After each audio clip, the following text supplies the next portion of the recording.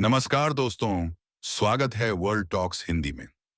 Gaza और Israel के बीच जारी युद्ध के बीच फ्रांस ने एक बड़ा ऐलान कर दिया है।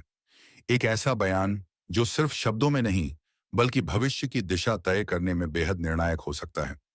फ्रांस के राष्ट्रपति इमैनुअल मैक्रों ने कहा है उनका देश जून में फिलिस्तीन को एक स्वतंत्र राष्ट्र के रूप में मान्यता देने के लिए तैयार है।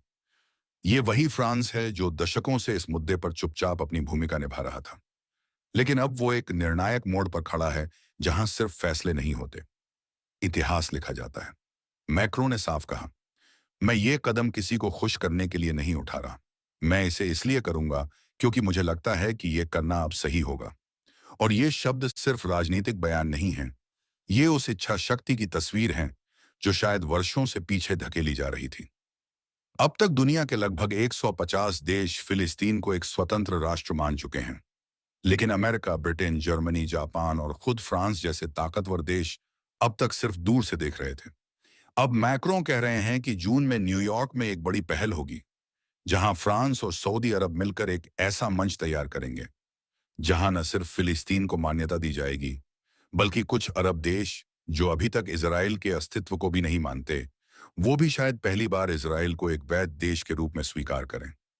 सोचिए, अगर ऐसा होता है तो एक ही मंच पर दोनों तरफ के वर्षों पुराने विरोध एक नई शुरुआत की तरफ बढ़ सकते हैं।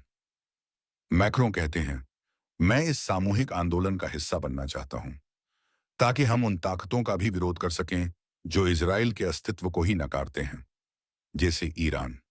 लेकिन क्या यह इतना आसान होगा? इजराइल पहले ही कह चुका है कि फिलिस्तीन को मान्यता देना जल्दबाजी होगी, और अगर फ्रांस ये करता है तो इजराइल के साथ उसके रिश्तों में खटास आ सकती है। दूसरी ओर दुनिया की नजर इस पर टिकी है, क्योंकि ये सिर्फ दो देशों की बात नहीं है। ये उस संघर्ष की बात है जो 1948 से अब तक हजारों जानें ले चुका है, जिसने एक पूरी पीढ़ी को अनिश्चितता में बड़ा होते देखा है।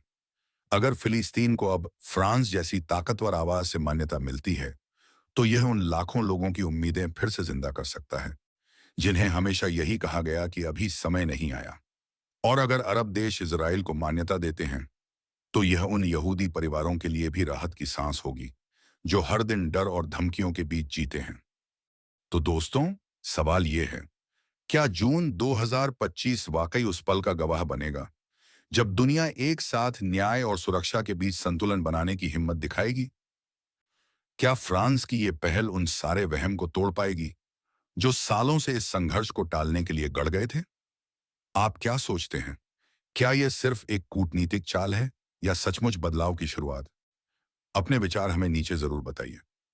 वीडियो को शेयर करें ताकि ये बात हर कोने तक पहुंचे।